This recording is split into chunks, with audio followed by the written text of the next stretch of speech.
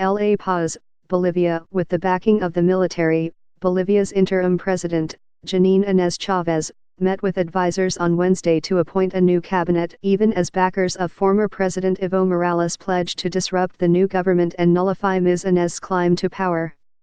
After days of looting and violent demonstrations in the wake of Mr. Morales's ouster this weekend, the streets of Bolivia's largest city, La Paz, appeared almost normal Wednesday morning, after clouds of tear gas from the night before had lifted.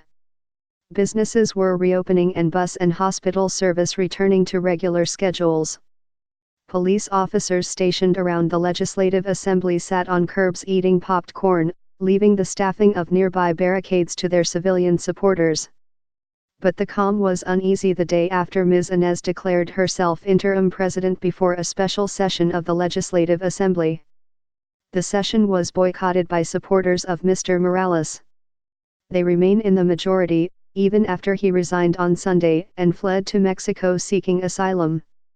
The political crisis and subsequent demonstrations were set off by the recent disputed presidential election in which Mr. Morales, 60, declared victory. His grip on power swiftly began to erode as the opposition said the vote had been rigged and protesters poured into the streets. Some police units defected and joined the protests, and military officials called on Mr. Morales, the country's first indigenous leader, to resign. Then an audit by the Organization of American States said that the October 20 vote had been marred by irregularities and that the group could not validate Mr. Morales's victory. From Mexico, Mr. Morales has repeatedly denounced Ms. Inez as an illegitimate president, even as she has said she intends to stay in power only until new elections can be held, in 90 days. A former media executive and conservative legislator, Ms. Inez quickly gained the support of the Bolivian Army's high command, who visited her on Wednesday for a planning meeting at the government palace. Her backers released photos of members of the high command saluting her.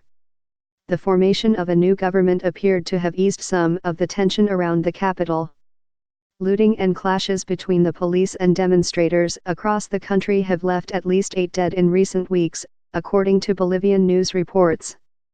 But the new government was welcomed enthusiastically by crowds in Santa Cruz, a longtime center of dissent against Mr. Morales, and other localities. But it appears that few people know much about Ms. Inez, who took power from an obscure legislative post. I can't say that I like her or not, Victor Puseri, the son of an apartment building porter, who was guarding the entrance of his central La Paz building, said on Wednesday.